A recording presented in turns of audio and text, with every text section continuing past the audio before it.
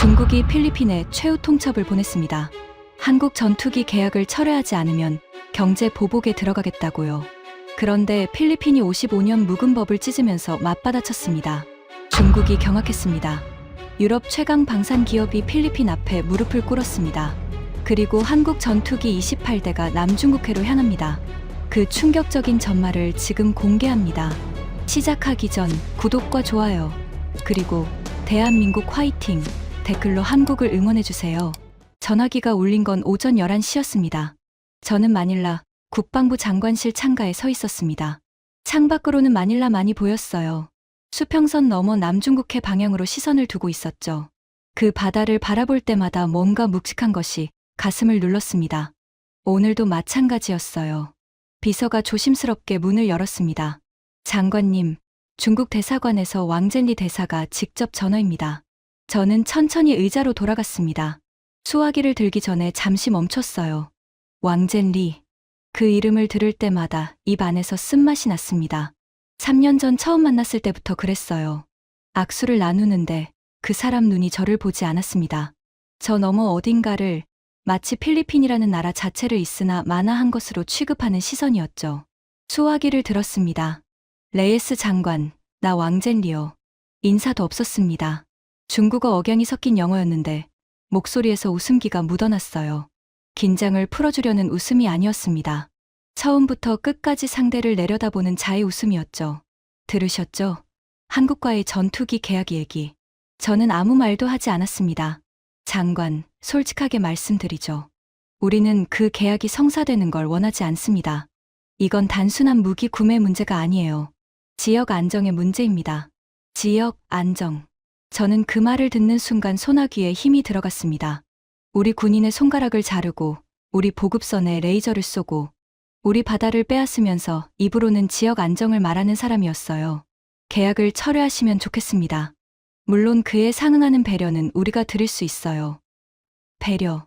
저는 그 단어를 씹어 삼켰습니다. 만약 그게 어렵다면, 왕젤리가 잠시 말을 끊었습니다. 그 침묵이 계산된 것임을 저는 알고 있었어요. 필리핀에 나와 있는 우리 자국민 문제를 다시 검토해야 할 수도 있습니다. 비자 문제라든지, 그리고 남중국해 어업구역 관련해서도 정리가 필요할 것 같고요. 레이스 장관, 48시간이면 충분합니다. 잘 생각해 보세요. 뚝, 전화가 끊겼습니다. 인사도 없었어요. 저는 수화기를 내려놓고 한동안 그 자리에 서 있었습니다. 창밖 마닐라만이 오전 햇빛에 반짝이고 있었어요. 저 바다 건너편에서 중국 해경선이 지금 이 시각에도 우리 어부들을 쫓아내고 있을 것이었습니다.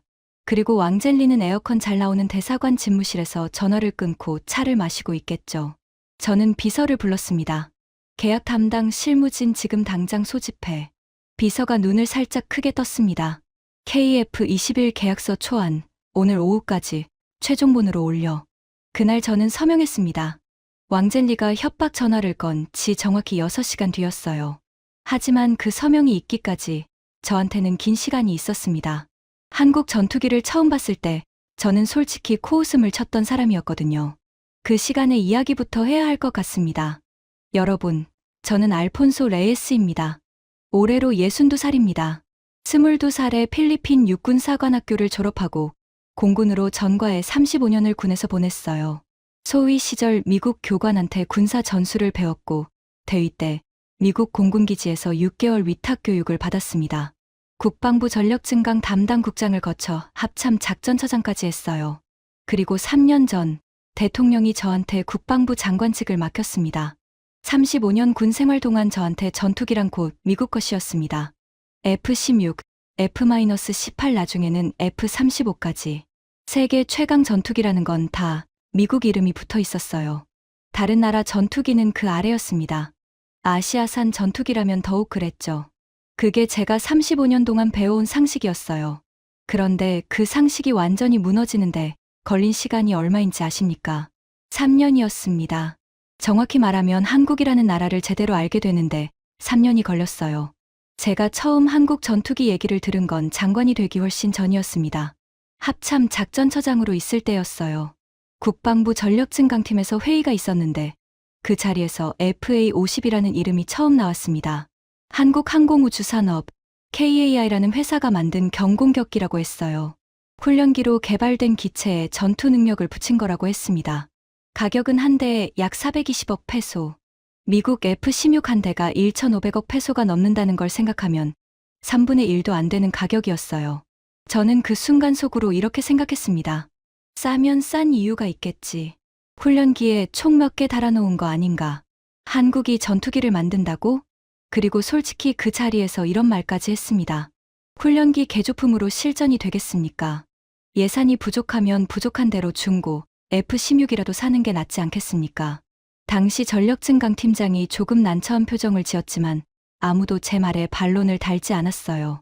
저는 군 서열삼이었고 35년 경력이었으며 무엇보다 미국에서 교육받은 사람이었으니까요. 하지만 저한테는 한 가지 착각이 있었습니다. 미국에서 배웠다는 게 최선의 기준이라는 착각이었어요.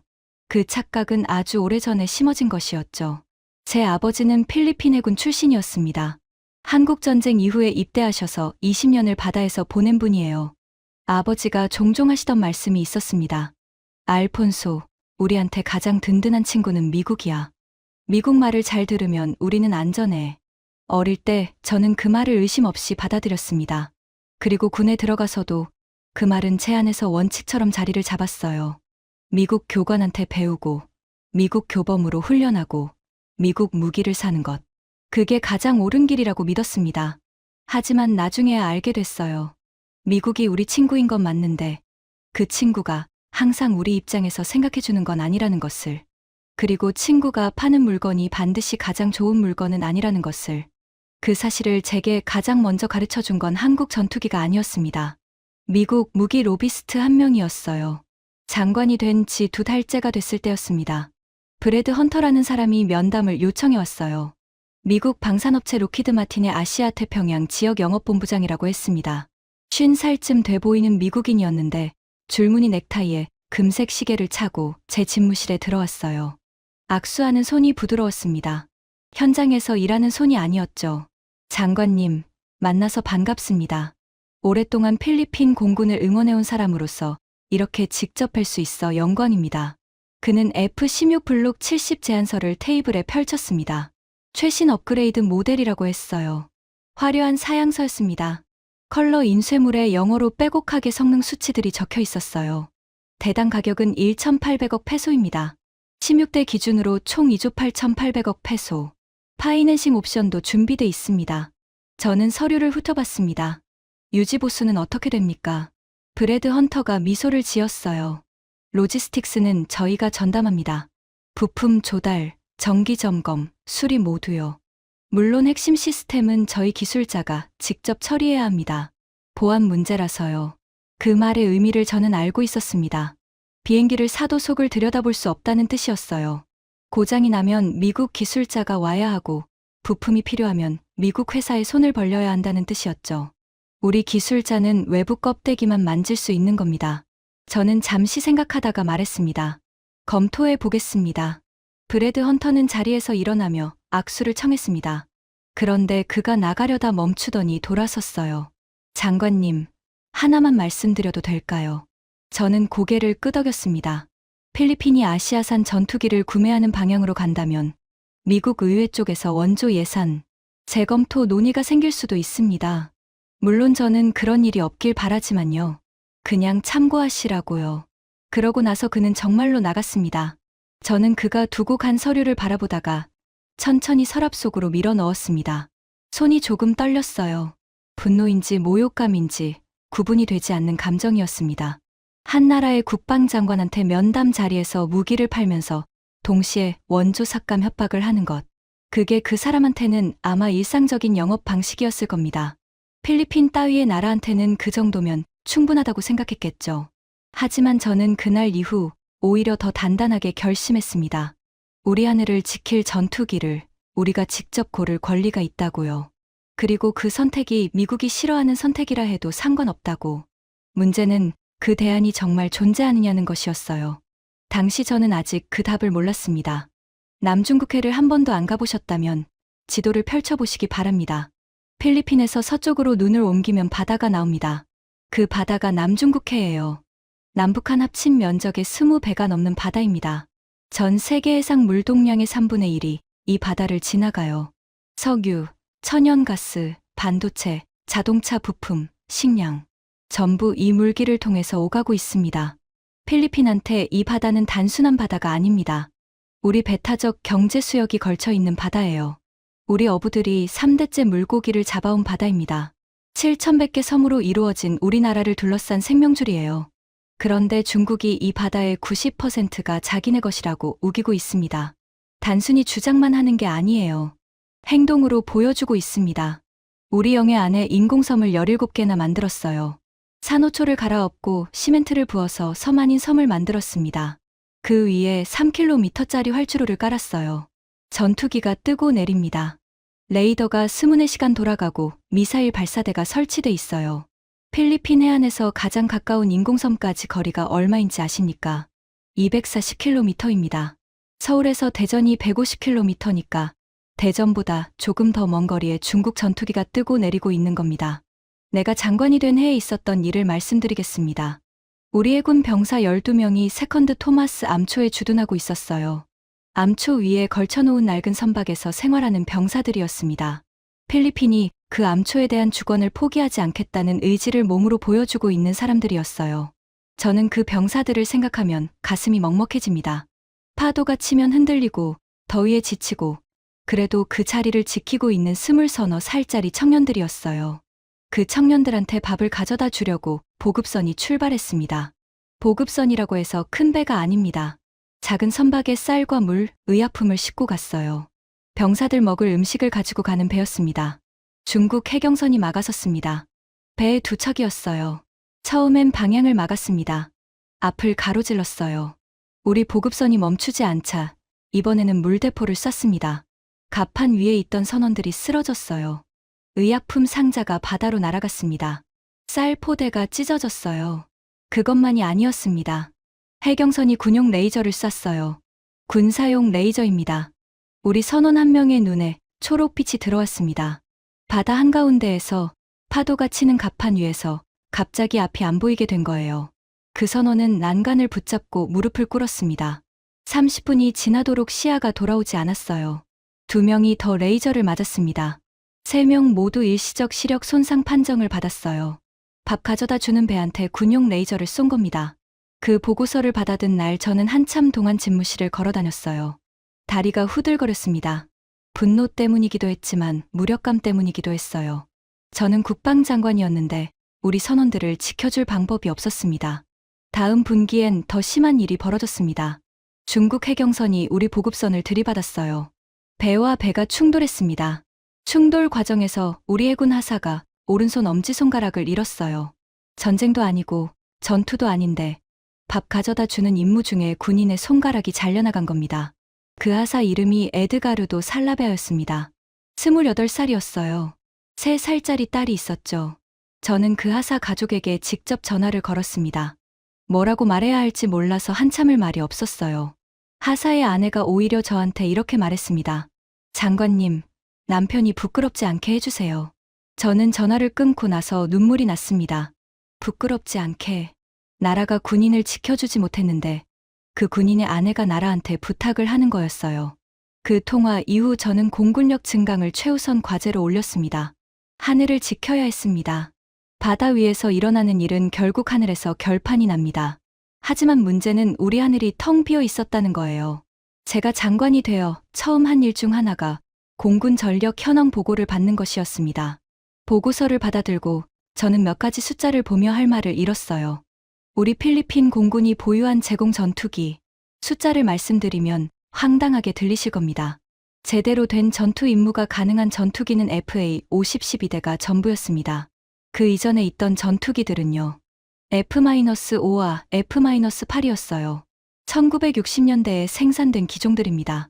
우리 부모님 세대가 젊었을 때 만들어진 전투기로 제가 장관이 될 때까지 현역으로 운용되고 있었습니다. 정확히 얼마나 된 기체냐면요.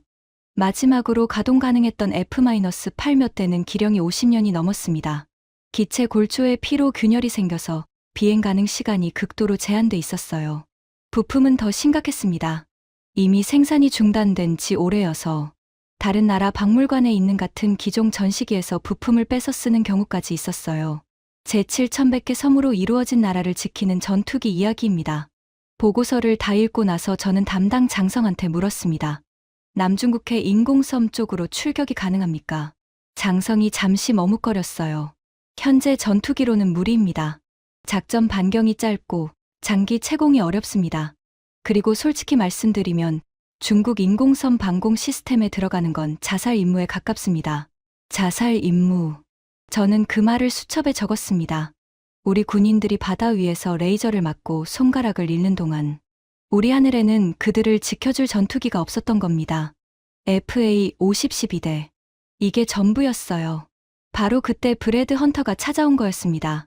제가 가장 약할 때, 가장 무언가가 필요할 때 나타난 것이죠. 그가 집무실을 나간 뒤 저는 오랫동안 창밖을 바라봤습니다. 마닐라만 넘어 바다. 저 바다 어딘가에서 우리 병사들이 낡은 선박에 기대어 하루하루를 보내고 있었어요. 그리고 저는 그들을 지켜주기 위해 선택을 해야 했습니다. 미국산 전투기를 사면 됐습니다. 브래드 헌터 말대로 했으면 됐어요. 대당 1,800억 페소. 16대 기준으로 총 2조 8,800억 페소. 물론 부품은 미국 회사에서 사야 하고 수리는 미국 기술자한테 맡겨야 하고 핵심 시스템은 우리가 들여다볼 수 없지만요. 그게 원조 계속 받는 조건이라 해도. 하지만 저는 그 순간 아버지가 하셨던 말씀을 떠올렸어요. 미국 말을 잘 들으면 우리는 안전해. 과연 그랬습니까? 우리는 미국 말을 잘 들어왔어요. 오랫동안 그랬습니다. 그런데 지금 우리 바다에서는 레이저가 날아다니고 우리 군인은 손가락을 잃었어요. 브래드 헌터는 장관 집무실에서 원조 삭감을 협박했습니다. 그리고 우리 하늘엔 50년 된 전투기만 남아 있었죠. 안전하지 않았습니다. 아버지의 말은 틀렸어요. 아니면 세상이 달라진 것이었죠. 저는 그날 밤 늦게까지 집무실에 남아 있었습니다. 전력 증강 팀 보고서들을 다시 꺼냈어요. FA-50 도입 이후의 성과 보고서도 포함해서요. 12대를 보유하고 나서 필리핀 공군에 어떤 변화가 있었는지. 그 보고서 맨 끝에 한 줄이 있었습니다. 전력증 강팀 과장이 적은 것이었어요. FA-50은 단순한 경공격기가 아닙니다. KF-21로의 가능성을 보여주는 징검다리입니다. 저는 그 줄에 밑줄을 그었습니다. KF-21. 그게 뭔지 그때 저는 아직 잘 몰랐어요. 하지만 진짜 충격은 이제부터 시작이었습니다. 보고서가 올라온 건 제가 전력증 강팀 보고서들을 다시 꺼내 읽던 다음 날이었습니다. 마닐라에서 남쪽으로 비행기로 1시간 반. 민다나오 섬이 있습니다. 필리핀에서 두 번째로 큰 섬이에요. 인구는 약 2,600만 명. 섬 안쪽에 마라위라는 도시가 있었어요. 인구 22만 명. 주민 대부분이 이슬람교도인 도시였죠. 장관이 되기 몇 해 전에 그 도시에서 전투가 벌어졌습니다. IS, 이슬람 국가를 따르는 무장 세력 약 1,200명이 마라위 시내를 통째로 점령한 거예요. 무장 세력은 도시 곳곳에 검은 깃발을 걸었습니다. 민간인을 인질로 잡았어요. 기독교도 남성은 현장에서 처형했습니다. 수만 명의 주민이 공포에 질려 도망쳤어요. 우리 육군이 투입됐습니다. 그런데 이 전투가 보통이 아니었어요. 마라위 시내 건물들이 특이하게 지어져 있었거든요. 철근에 두꺼운 콘크리트를 부어 만든 벽이라 폭탄이 떨어져도 1층과 지하실이 버텼습니다. 더 심각한 건 무장 세력이 몇 달 전부터 건물과 건물 사이 벽을 뚫어서 비밀 통로를 만들어 놨다는 겁니다. 지상에선 보이지 않는 미로였어요. 한 건물을 점령하면 벽 뒤 통로로 빠져나가 옆 건물에서 다시 총을 쐈습니다. 두더지 잡기였어요. 거기에 민간인 약 1,700명이 도시 안에 인질로 남아 있었습니다. 우리 공군이 가진 건 그때도 오래된 기체들이었어요. 정밀 유도 장비가 없었습니다. 조종사가 육안으로 조준하고 폭탄을 떨어뜨리는 방식이었죠. 도시 한복판에서 이 방식을 쓰면 결과가 어떻게 됩니까? 테러리스트가 아니라 옆집 가족이 맞습니다. 실제로 그 일이 벌어졌어요. 전투 시작 초반에 우리 공군기가 오폭을 했습니다. 폭탄이 엉뚱한 건물에 떨어졌어요. 아군 12명이 사망했습니다. 민간인 피해도 있었어요. 보고서를 읽던 저는 그 숫자에 한참 멈췄습니다. 우리 폭탄에 우리 군인이 죽은 겁니다. 그때 누군가가 말했습니다. FA-50을 투입하자고요. 당시 공군 작전처장이었던 로만 벨트란 준장이 그 제안을 한 것이었어요.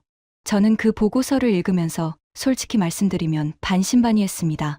FA50은 도입한 지 겨우 2년 된 기체였어요. 그 이전까지 마라위 같은 도심 전투에 투입된 전례가 없었습니다.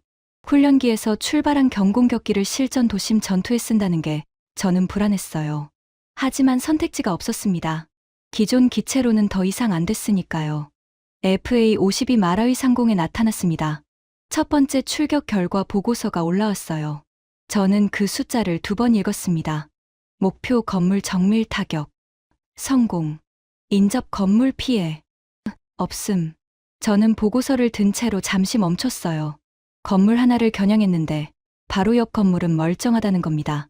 어떻게 이게 가능했는지 보고서를 더 읽어보니 이런 내용이 있었어요.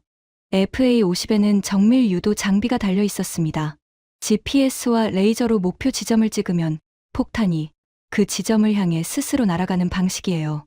우편 번호를 정확히 써서 보내는 택배 같은 겁니다. 옆집 문 앞이 아니라 정확히 그 집 현관에 도착하는 방식이죠. 기존 기체가 눈 감고 화살 쏘는 수준이었다면 FA50은 레이저 포인터로 정확한 창문을 찍고 쏘는 수준이었어요. 2번째 출격, 3번째 출격. 보고서가 계속 올라왔습니다. 목표 타격 성공. 인접 피해 없음. 목표 타격 성공. 인접 피해 없음. 목표 타격 성공.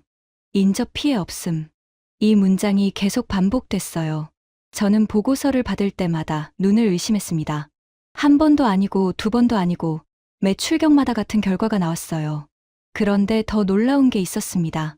마라위 건물들이 두꺼운 콘크리트로 지어져 있다고 말씀드렸죠.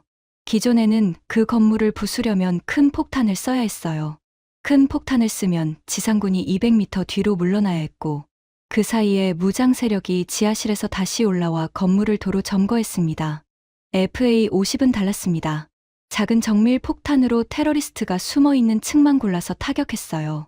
건물 전체를 허무는 게 아니라 그 방만 날린 겁니다. 지상군이 바로 뒤따라 진입할 수 있었어요. 무장 세력이 도망칠 시간이 없었습니다. 전투는 5달간 이어졌습니다.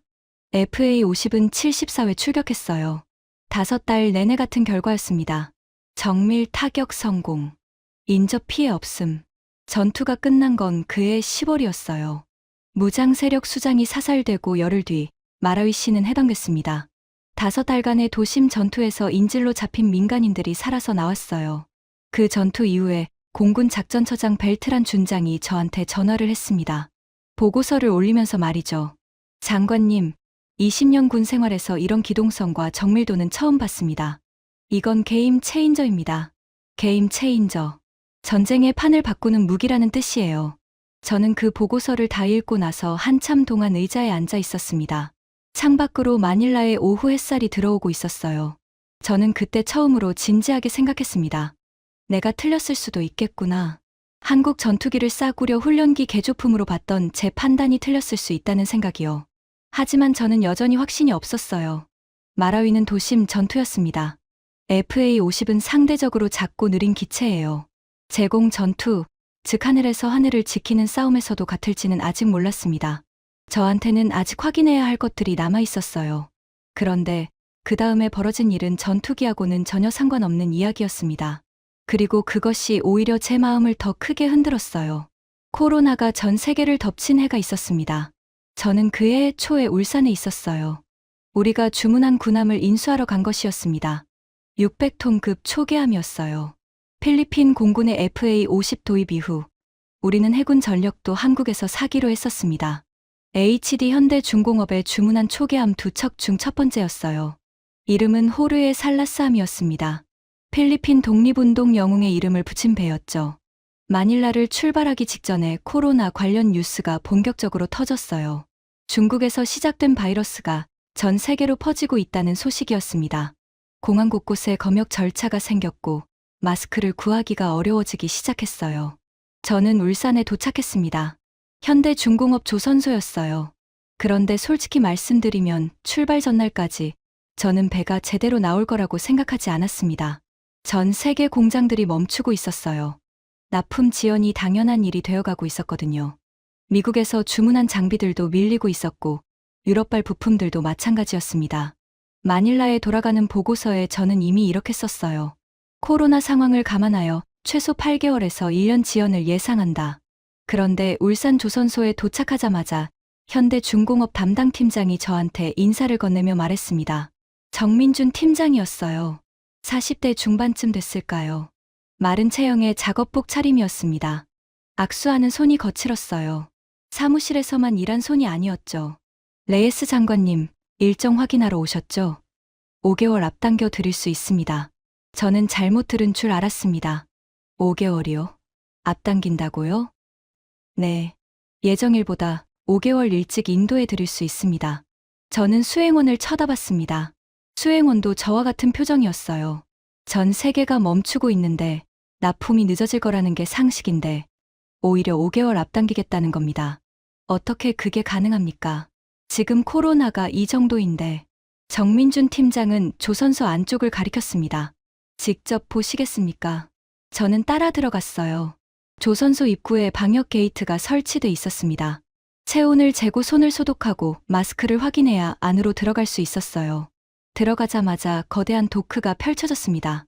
어마어마한 크기의 건조 구역이었어요. 그 안에서 마스크를 쓴 수백 명의 작업자들이 일하고 있었습니다. 용접 불꽃이 튀고 있었어요. 철제를 자르는 소리, 망치 소리, 기계 돌아가는 소리가 거대한 도크 안에서 울려 퍼졌습니다. 점심시간을 두 조로 나눠서 교대로 먹고 있었어요. 한 조가 밥을 먹는 동안 다른 조는 일했고 다 먹으면 자리를 바꿨습니다. 쉬는 시간도 최소화하고 있었어요. 코로나가 무섭지 않았겠습니까?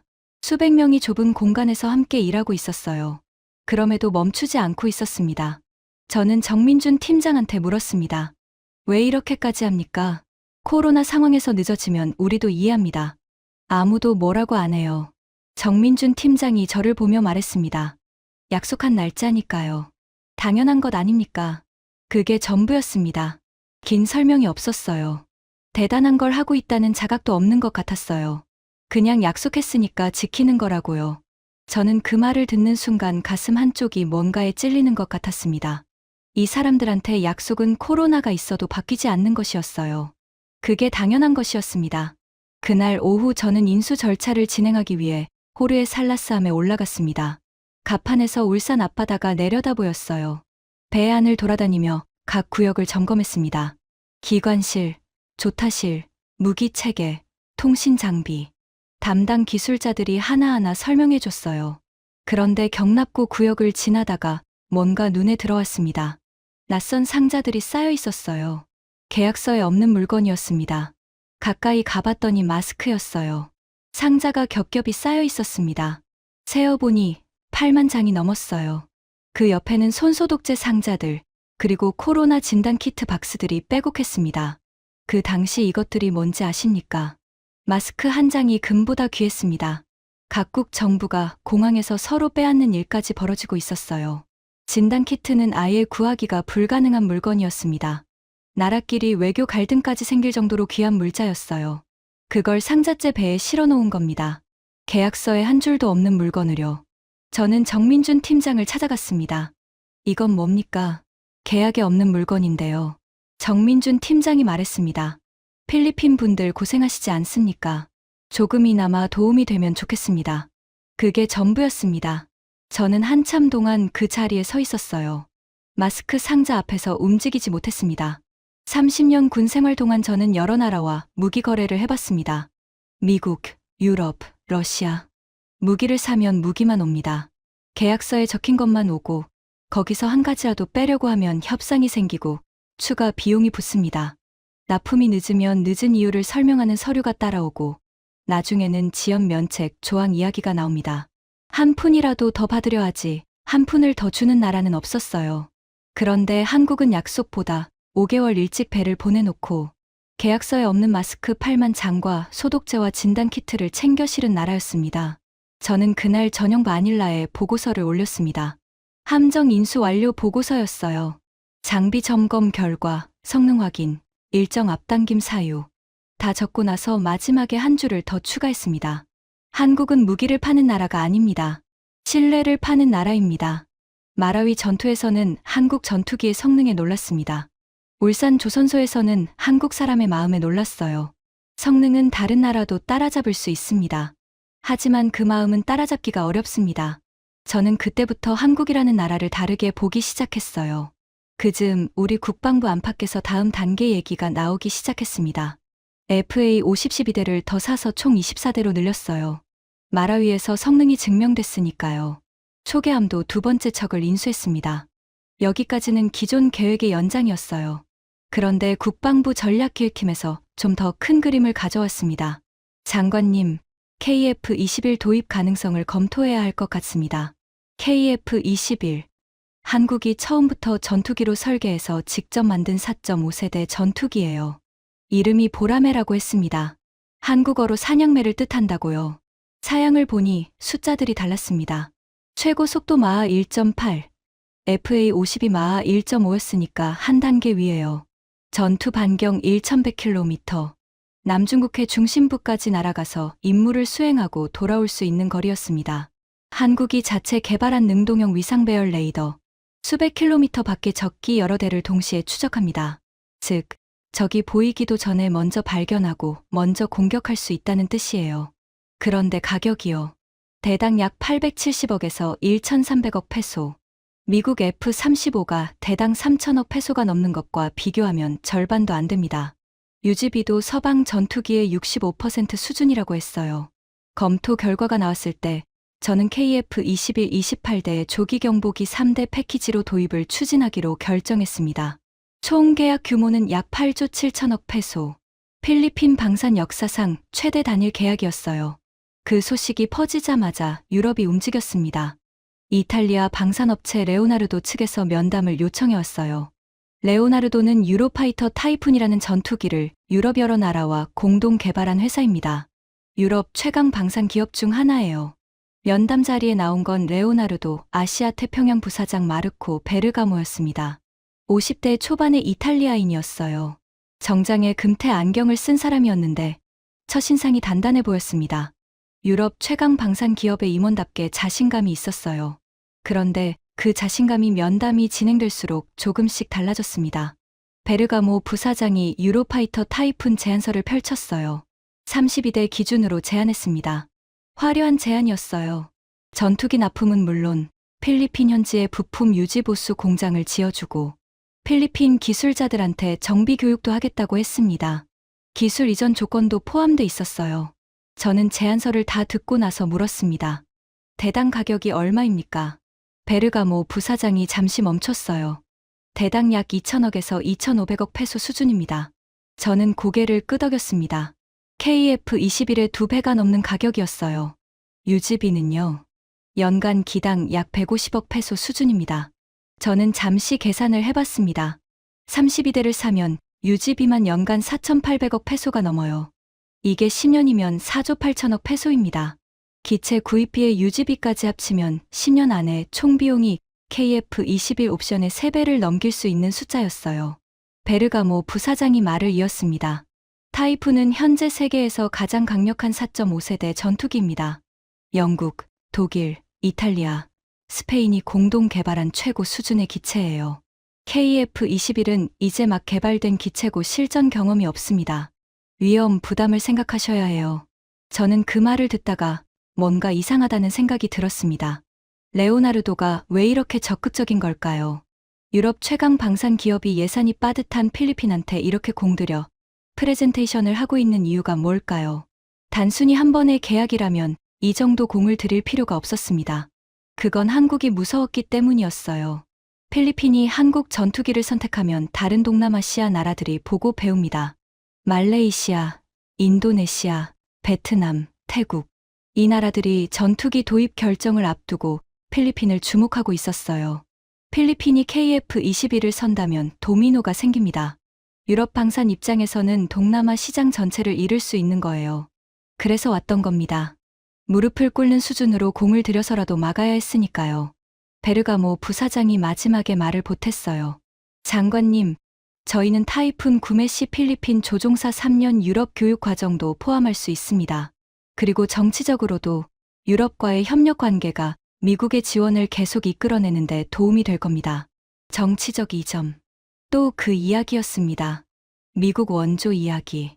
브래드 헌터가 했던 말과 맥락이 같았어요. 저는 베르가모 부사장한테 말했습니다. 검토해 보겠습니다. 그리고 글을 보내면서 속으로 생각했습니다. 아니요. 이미 답은 나와 있습니다. FA52 마라위에서 74회 출격해서 74번 모두 정밀 타격에 성공했습니다. 코로나 속에서 5개월 앞당겨 배를 보낸 나라. 계약서에 없는 마스크 8만 장을 챙겨 실어준 나라. 그 나라가 이번에는 처음부터 전투기로 만든 KF-21을 가져왔어요. 유로파이터 타이푼이 아무리 좋아도 마스크 8만 장에 담긴 그 마음을 이길 수는 없었습니다. 그런데 진짜 충격적인 소식은 전혀 다른 곳에서 왔습니다. 국방부 정보국장 다닐로 라모스 준장이 제 집무실을 찾아온 건 유럽 미팅이 끝나고 얼마 지나지 않아서였습니다. 라모스 준장은 말이 많은 사람이 아니었어요. 20년을 정보 분야에서 일한 사람이었는데 불필요한 말을 하지 않는 스타일이었습니다. 그가 직접 찾아왔다는 건 중요한 게 있다는 뜻이었어요. 그는 봉투를 하나 꺼냈습니다. 안에 출력된 문서가 있었어요. 장관님, 중국 군사 관련 비공개 커뮤니티에서 유출된 내용입니다. 신뢰할 수 있는 경로로 입수했습니다. 보안 등급 처리가 필요한 내용이에요. 저는 문서를 받았습니다. 중국어로 작성된 내용이었어요. 번역본이 함께 첨부돼 있었습니다. 중국 인민해방군 공군 전략연구소 내부 토론 자료라고 했어요. 비공개 포럼에 올라온 내용을 누군가가 외부로 빼낸 겁니다. 저는 번역본을 읽기 시작했습니다. 제목은 이랬어요. KF-21의 남중국해 배치 가능성에 관한 전략적 대응 방안. 내용 중 한 단락이 눈에 박혔습니다. KF-21이 필리핀에 실전 배치될 경우 우리 주력 전투기 J-10C로는 수적 우세를 활용한 포화 전술 외에 유효한 대응 수단이 제한된다. KF-21의 능동형 레이더는 J-10C 탐지 거리를 압도한다. 필리핀의 KF-21 도입을 전략적 위협으로 분류하여 외교적, 경제적 수단을 동원한 도입 저지가 필요하다. 저는 문서를 읽다가 손을 멈췄습니다. 중국 인민해방군 공군연구소의 내부 분석이었습니다. 자기 주력 전투기로는 수적 우세를 활용하는 방법 외에 답이 없다고 스스로 인정한 겁니다. 적이 두려워하는 무기라는 뜻이었어요. 라모스 준장이 말했습니다. 왕젠리 대사의 협박 전화도 이 맥락입니다. 단순한 외교적 압박이 아니에요. 이미 전략 차원에서 KF-21 도입 저지 지침이 내려온 거라고 봐야 합니다. 저는 문서를 내려놓고 창밖을 바라봤습니다. 왕젠리가 협박 전화를 건 이유가 분명해졌어요. 중국 해경이 우리 보급선에 레이저를 쏘고 우리 군인의 손가락을 자른 것도 인공섬을 17개나 만들고 전투기를 배치한 것도 그 모든 행동 뒤에 하나의 계산이 있었습니다. 필리핀 따위는 저항할 능력이 없다는 계산이요. 하지만 그 계산이 틀렸어요. KF-21이 오면 그 계산이 전부 무너집니다. 그래서 중국이 그렇게 안달하고 있던 거예요. 저는 그 순간 확신이 생겼습니다. 왕젠리 협박 전화 때 느꼈던 분노, 에드가르도 하사 아내의 목소리, 정민준 팀장의 거친 손, 마스크 8만 장. 모든 것이 하나로 연결됐어요. 우리한테 필요한 건 이 전투기였습니다. 그즈음 흥미로운 일이 생겼어요. 말레이시아 국방부에서 연락이 왔습니다. 말레이시아 공군 전력 증강 담당 부국장이 직접 마닐라를 방문하겠다고 했어요. 공식 방문 목적은 양국 공군 협력 강화였는데 실질적인 관심사는 하나였습니다. 필리핀이 KF-21을 어떻게 평가하고 있느냐는 것이었어요. 말레이시아도 전투기 도입을 검토 중이었거든요. 기존 보유 기체들의 노후화 문제가 심각해진 상황이었습니다. 미국산, 유럽산, 러시아산, 그리고 한국산을 놓고 비교하고 있었어요. 말레이시아 부국장 이름은 아흐마드 파루크 대령이었습니다. 50살쯤 돼 보이는 사람이었어요. 조용하고 꼼꼼한 인상이었습니다. 저는 직접 만나서 솔직하게 말해줬어요. FA50 경험부터 말씀드리겠습니다. 마라위 전투에서 74회 출격, 74회 모두 목표 달성했습니다. 민간인 피해 없었어요. 그리고 코로나 상황에서 군함 납품을 5개월 앞당겨준 나라입니다. 파루크 대령이 수첩에 받아 적었어요. KF-21은 어떻게 보십니까? 마라위에서 FA50이 보여준 것들의 연장선상에 있습니다. 성능은 사양서에 나와 있으니 보실 수 있고요. 제가 더 중요하게 봤던 건 한국이라는 나라가 어떤 방식으로 일하는지였습니다. 그 부분은 숫자로 증명이 됩니다. 파루크 대령이 잠시 생각하다가 말했습니다. 유지보수 자립도는 어떻습니까? 미국산은 핵심 부품을 미국에서 통제하잖아요. 그건 저도 처음에 신경 썼던 부분이었어요. 한국 측에 직접 확인했습니다. KF-21은 기체 핵심 기술에 대해 구매국이 일정 수준의 접근권을 갖도록 돼 있습니다. 미국산처럼 완전히 블랙박스 상태는 아니에요. 정비 인력 훈련도 포함입니다. 우리 기술자가 직접 손을 댈 수 있다는 뜻이죠. 파루크 대령이 고개를 끄덕였습니다. 감사합니다. 많은 도움이 됐습니다. 그로부터 몇 달 뒤, 말레이시아가 KF-21 18대 도입 계약을 체결했다는 소식이 왔어요. 저는 그 소식을 듣고 씁쓸한 웃음이 나왔습니다. 우리가 피 흘려 증명해준 결과가 이웃 나라에도 닿은 거였으니까요. 하지만 그것만이 아니었습니다. 이집트에서도 소식이 왔어요. 아프리카 최대 군사국인 이집트가 KF-21 36대 계약을 검토 중이라고 했습니다. 그 이전까지 이집트는 주로 러시아와 미국 전투기를 써왔어요. 중동 지역에서 한국 전투기를 산다는 것 자체가 뉴스였죠. 한국 방산 수출 통계가 눈에 들어왔습니다. 불과 6년 만에 수출 규모가 6배 가까이 뛰었어요. 세계 방산 시장 평균 성장률이 연간 7% 정도인데 한국은 그 5배 속도로 달려온 겁니다. 저는 그 숫자들을 보면서 한 가지를 생각했습니다. 한국이 10년 전만 해도 FA50을 겨우 팔던 나라였다는 것. 그때도 유럽 방산은 콧방귀를 뀌었을 거예요. 아시아산 경공격기가 뭘 하겠냐고. 그런데 지금은 유럽 최강 방산 기업이 마닐라까지 날아와서 설득하고 중국 인민해방군이 내부 문건에서 KF-21을 전략적 위협으로 분류하고 있습니다. 10년이었어요. 겨우 10년이었습니다. 저는 그때 또 한 번 생각했습니다. 내가 처음 FA50 얘기를 들었을 때 코웃음을 쳤던 것. 훈련기에 총 달아놓은 거 아니냐고 했던 것. 그게 얼마나 좁은 생각이었는지요. 하지만 진짜 클라이맥스는 아직 오지 않았습니다. 왕젠리의 협박 전화 이야기를 처음에 말씀드렸죠. 그 전화를 받은 날, 제가 어떤 결정을 했는지, 이제 그 이야기를 해야 할 시간이 됐습니다. 왕젠리의 전화가 오기 일주일 전부터 이상한 일들이 있었습니다. 중국 대사관 측에서 비공식 채널로 여러 차례 접촉을 시도했어요. 국방부 실무자들한테 먼저 연락이 왔습니다. 내용은 하나였어요. KF-21 계약을 재고해달라는 것이었습니다. 처음엔 부드럽게 시작했어요. 양국 관계 발전을 위해 신중한 검토가 필요하다는 식이었습니다. 그 다음엔 조금 달라졌어요. 필리핀 어업 관련 부처의 중국 측 인사들이 접근했습니다. 남중국해 어업쿼터 조정 가능성을 언급했다고 해요. 그 말이 어떤 의미인지는 굳이 설명할 필요가 없었습니다. 우리 어부들이 조업할 수 있는 수역을 줄이겠다는 뜻이었으니까요. 그래도 반응이 없자 왕젤리가 직접 전화를 건 겁니다. 그 전화 내용을 저는 녹음했어요. 협박 내용을 기록으로 남겨야 한다고 생각했거든요. 전화가 끊기고 나서 저는 그 녹음을 다시 들었습니다. 필리핀에 나와 있는 중국 자국민 문제를 다시 검토하겠다. 비자 문제, 남중국해 어업구역 정리, 48시간 안에 결정하라. 저는 녹음을 끄고 오랫동안 그 자리에 앉아 있었어요. 창밖 마닐라만이 오전 햇살에 반짝이고 있었습니다. 그리고 아버지 생각이 났어요. 미국 말을 잘 들으면 우리는 안전해. 아버지가 하셨던 말씀이요. 저는 군인이 되어서 그 말을 조금 다르게 이해했습니다. 강한 나라의 말을 잘 들어야 약한 나라는 살아남는다고요. 그게 현실이었으니까요. 하지만 아버지, 저는 이제 다르게 생각합니다. 강한 나라 말을 잘 듣는다고 우리가 안전해지는 게 아닙니다. 우리가 스스로 강해져야 안전해집니다.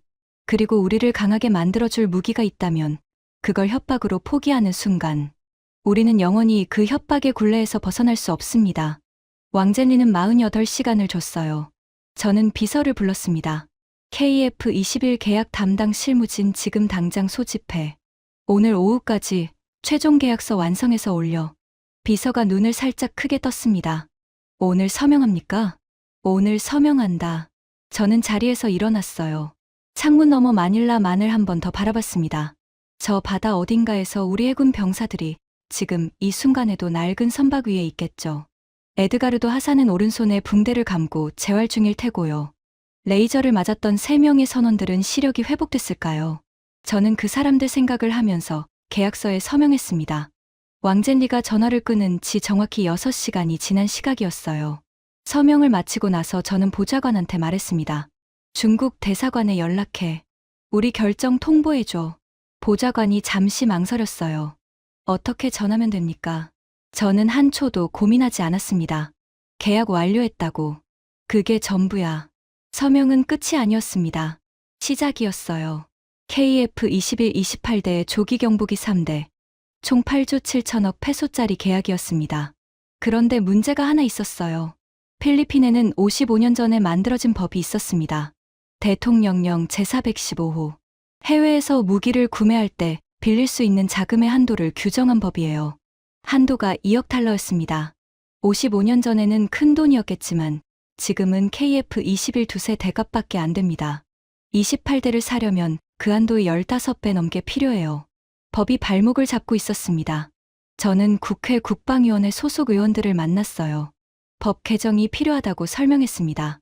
한도를 10억 달러로 올려야 한다고요. 의원들 반응이 처음엔 엇갈렸습니다. 재정 부담을 걱정하는 목소리도 있었어요.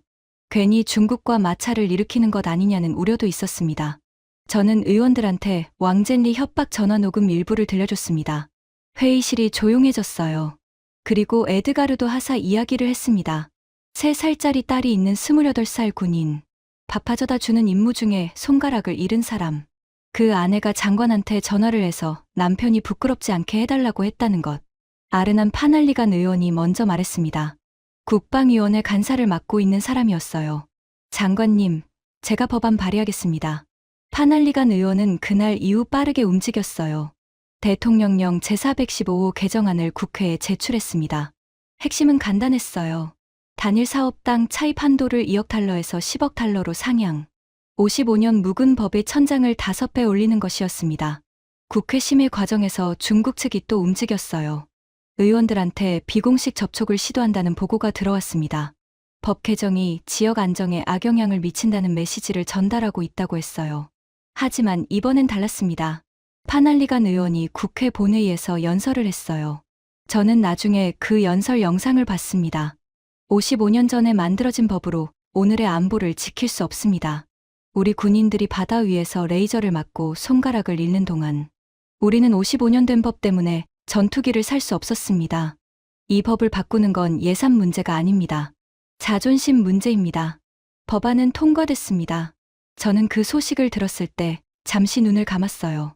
55년이었습니다. 이 나라가 필리핀의 하늘을 55년 동안 법으로 묶어놓고 있었는데 그 법이 바뀌었어요. 한국 전투기를 사겠다는 이유 하나로요. 그리고 저는 다시 한번 뒤를 돌아봤습니다. 이 모든 것의 시작이 어디였는지. 필리핀이 처음 한국 전투기를 산 게 언제인지 아십니까? FA-50 12대를 처음 들여왔을 때 당시 한국이 우리한테 보낸 건 그것만이 아니었어요. 그보다 훨씬 오래전 이야기가 있었습니다. 지금으로부터 75년 전 한반도에 전쟁이 났습니다. 북한군이 탱크를 앞세워 쏟아져 내려왔어요. 나라가 무너지는 것 같은 순간이었습니다. 그때 지구 반대편에서 손을 든 사람들이 있었어요. 필리핀 청년들이었습니다. 독립한 지 겨우 4년 된 나라였어요. 수도 마닐라가 아직 전쟁 폐허였습니다. 자기 집 지붕도 제대로 못 올린 형편이었죠. 그런데 한 번도 가본 적 없는 땅, 이름도 낯선 코리아라는 나라를 돕겠다고 자원했어요.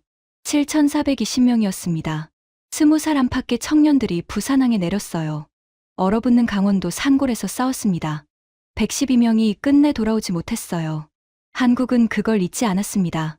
전쟁이 끝나고 수십 년이 지나서 스스로 일어섰을 때 한국은 필리핀한테 쓰던 전투기를 보내줬어요. 대당 100달러. 사실상 선물이었죠. 전투기만 보낸 게 아니라 조종사 훈련까지 시켜줬습니다. 그 씨앗이 자라서 FA-50이 됐어요. FA-50이 마라위를 해방시켰습니다. 마라위가 한국을 증명했고 그 증명이 KF-21로 이어졌어요. KF-21이 오면 우리 하늘을 지킬 수 있습니다. 75년 전 부산항에 내렸던 그 청년들은 이 미래를 상상이나 했을까요? 몰랐을 겁니다. 하지만 그 청년들이 뿌린 씨앗이 이 모든 이야기의 뿌리입니다. 저는 계약서에 서명한 날 밤 집무실에 혼자 있었습니다. 책상 위에 서명이 끝난 서류들이 쌓여 있었어요. 마닐라만 넘어 하늘에 별이 떴습니다. 저는 창가에 서서 바다를 바라봤어요. 저 바다 위 어딘가에서 우리 병사들이 오늘도 자리를 지키고 있겠죠. 레이저를 맞고 손가락을 잃고도 그 자리를 떠나지 않은 사람들이요. 몇 년 안에 저 하늘에 KF-21 보람의 28대가 날 겁니다. 마하 1.8로 소리보다 빠르게 남중국해 한가운데까지 날아가서 돌아올 수 있는 전투기들이요. 왕젠리가 다시 전화를 걸어올지도 모릅니다. 하지만 그때는 대답이 달라질 거예요. 우리 하늘에 우리가 선택한 전투기가 있으니까요. 저는 그날 밤 아버지한테 속으로 말씀드렸습니다. 아버지, 미국 말을 잘 들어야 안전하다고 하셨죠. 저는 이제 다르게 생각합니다. 우리가 선택할 능력을 갖춰야 안전합니다. 그리고 우리는 이제 그 선택을 했습니다. 55년 묵은 법을 찢으면서요. 필리핀은 오랫동안 전투기 한 대 없이 하늘을 비워두고 살았습니다. 바다에서는 레이저를 맞고 손가락을 잃었어요. 밖에서는 협박이 왔고 안에서는 낡은 법이 발목을 잡았습니다. 하지만 이제 그 시간은 끝났습니다. 한국이 만든 전투기가 우리 하늘로 옵니다. 75년 전 부산항에서 시작된 이야기가 마닐라, 만 위를 나는 보라매로 완성될 겁니다. 대한민국 파이팅입니다. 지금까지 필리핀 전 국방장관 알폰소 레에스가 직접 전한 충격적인 이야기였습니다. 중국의 협박에 굴하지 않고 55년 묵은 법을 찢은 그 결단.